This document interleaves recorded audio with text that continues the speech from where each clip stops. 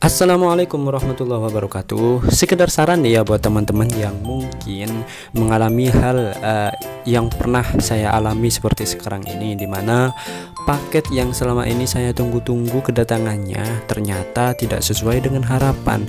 Yap, maksud saya ternyata isinya itu nggak sesuai dengan deskripsi si penjualnya ya guys. Jadi ya seperti itu, nggak bisa digunakan gitu.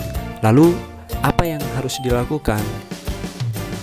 Hal pertama yang perlu kalian ingat bahwa setiap kalian melakukan unboxing paket, jangan lupa kalian rekam ya guys, karena setiap penjual itu nggak sama, ada yang baik dan ada yang cuman modus. Oke, jadi kita cuman antisipasi aja agar supaya kita tidak mengalami kesusahan di pada akhirnya nanti, seperti itu ya guys. Jadi ini untuk bukti saja kalau memang paket yang kita terima itu memang benar-benar salah dari yang ngirim, bukan karena kita yang bikin-bikin. Nanti kalau misalkan kita tidak sediakan bukti, bisa jadi kita malah yang dituduh. Nah seperti itu. Jadi memang ribet ya hidup di zaman sekarang ini. Jadi ceritanya saya tuh buka servis HP ya kan. Nah saya dapat customer bahwa HP-nya itu LCD-nya itu rusak dan divonis harus ganti LCD, dan itu hukumnya wajib dan mutlak. Nah masalahnya kalau di tempat saya itu, di tempat kami, di daerah kami, untuk mencari sebuah LCD yang sesuai dengan tipe itu rada susah-susah gampang. Jadi untuk mempersingkat waktu, biasanya saya melakukan order langsung ke pusat seperti itu. Hanya saja untuk kali ini LCD yang dikirim ternyata tidak sama dengan deskripsi yang si penjual taruh di laman jual belinya, seperti itu guys. Lalu apa yang harus kita lakukan? Tentunya kita jangan panik ya guys, karena sedikit panik sudah bisa menyebabkan kekacauan di berbagai hal seperti itu. Nah kita paling tidak sudah menyiapkan bukti-bukti bahwa memang kesalahan terdapat pada si penjual, yang dalam hal ini sellernya ya, sellernya. Dan yang penting kalian gak perlu khawatir, karena kalau seller yang jujur itu pasti bakal mempermudah dan tidak akan mempersulit, seperti itu, selama bukti-bukti yang kita kasihkan itu benar-benar real dan tidak dibuat-buat, seperti itu guys. Maka dari itu untuk merekam paket, ketika kalian mau unboxing paket itu harus direkam agar supaya kalian tidak bingung nanti kalau pas ditanyain buktinya mana, seperti itu. Oke, jadi langkah-langkah apa saja yang harus dilakukan ketika kita paling tidak berjaga-jaga ya, agar supaya paket ini memang benar-benar baik, seperti itu. Dan kalaupun tidak baik, kita bisa dan dapat klaim tukar produk, seperti itu. Meski untuk beberapa penjual seperti yang saya alami ini, untuk diganti uang dia tidak mau, dan katanya sih bisanya cuman ditukar sama produk yang lain sesuai dengan apa yang saya minta, seperti itu ya guys. Dan coba kalian perhatikan, ini LCD yang asli ya, bawaan dari orinya, dan ini adalah yang beli. Kalian lihat di situ ada soketnya dan di sini tidak ada, seperti itu ya. Dan di deskripsi gambar yang penjual kirim itu tidak seperti itu. Itu yang di deskripsinya sama seperti yang ori tadi, tidak ada soket yang kedua. Lalu masalahnya di mana? Nah masalahnya itu guys, jadi ini LCD-nya tuh rada sedikit tebel, dan kalau ini yang ori ya, yang ori. Nah yang saya pasang itu touchscreen-nya lancar ya, lumayan enak lah ya, enak lah, cuman nggak sesuai aslinya. Cuman tombol kembali dan tombol bilah ini tidak berfungsi sama sekali, seperti itu guys. Mari kita tengok postingan yang diposting oleh si penjualnya. Saya menggunakan Shopee, dan kita tengok hasil transaksinya seperti apa. Kita cari dulu tokonya. seperti ini ya, kalian lihat ya. Ini dibuka dulu,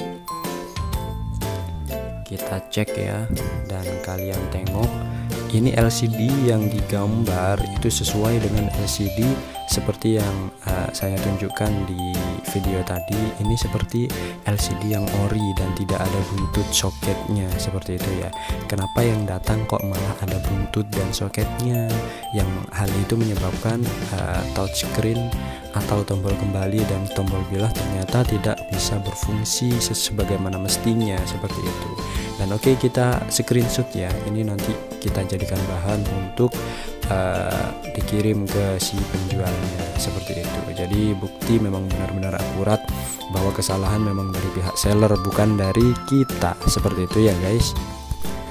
Kalau sudah di screenshot, oke, kita lanjut ke tokonya, ke chat ya, chat si penjualnya, dan kalian kirim buktinya di situ. Kalian komplain, diusahakan yang sopan ya guys, karena kesopanan tentu adalah hal paling utama yang orang-orang klaim daripada kita, seperti itu. Kalau kita sopan, mereka akan sopan juga, seperti itu ya guys.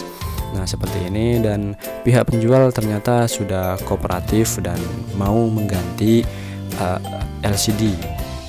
Cuman kalau misalkan mau minta diganti uang, dia tidak bisa, tidak mau, seperti itu. Oke.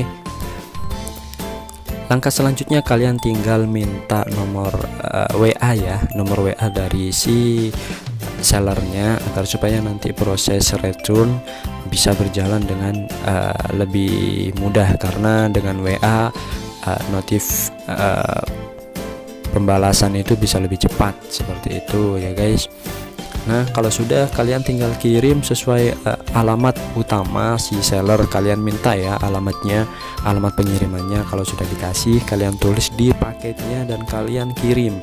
Jangan lupa di paketnya itu kalian tulis return, itu untuk mempermudah si Pak Pos atau si kurir bahwa barang ini itu barang return, dan seperti itu. Dan itu juga ternyata pengaruh ya sama ongkir. Kemarin untuk normalnya dari daerah saya ke Jakarta itu Rp31.000, dan dengan ditulis return ternyata cuma ditarif Rp16.000 saja, seperti itu. Alhamdulillah.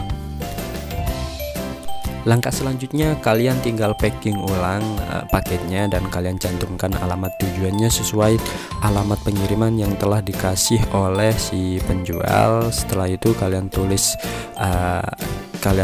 return seperti yang saya jelaskan tadi, dan kalian langsung ke kantor ekspedisi sesuai kantor yang pertama kali kalian kirim. Kalau misalkan si penjualnya itu ngirim via, katakanlah via JNT ya, maka kalian paketnya juga harus via JNT, jangan di jasa ekspedisi yang lain ya. Ini untuk atau agar supaya kalian bisa mendapat potongan harga, seperti itu ya guys. Nah setelah itu kalian tinggal follow up si penjual dan kalian kabarin si penjual bahwa barangnya itu sudah kalian kirim ya, sudah kalian kirim, dan meminta untuk kepada si penjual bahwa tolong agar barangnya bisa segera dikirim, karena kita sudah kooperatif, sudah kirim tepat waktu, dan mereka juga harus kooperatif dan kirim tepat waktu, seperti itu. Lalu bagaimana jika ternyata si seller tidak ngirim juga, tidak mau ngirim, sedangkan paket kita sudah dikirim? Nah, kita bisa memanfaatkan fitur penilaian, dan kalian bisa menilai dengan penilaian yang sekiranya orang-orang itu bisa berhati-hati ketika beli di toko ini. Maksudnya kalian bisa mungkin tulis hati-hati ya kalau beli di toko ini, kemarin saya bla bla bla bla bla, seperti itu. Seperti itu. Ini untuk membantu orang lain agar supaya mereka tidak terjebak oleh orang-orang yang niatnya kurang baik, seperti itu ya guys. Oke, jadi seperti itu, mudah-mudahan ada manfaatnya. Jangan lupa buat kalian yang merasa informasi ini bermanfaat, jangan pelit ya, jangan lupa klik subscribe agar supaya channel ini bisa terus berkembang, dan insya Allah akan terus kami update dan mudah-mudahan bisa menjadi informasi yang bermanfaat buat kita semua. Oke. Jangan lupa klik like dan share jika menurut kalian informasi ini bermanfaat. Insya Allah ya, kita jumpa lagi di lain waktu dalam kesempatan yang berbeda. Sekian dari saya Ahmad Busri, mau pamit. Wassalamualaikum warahmatullahi wabarakatuh.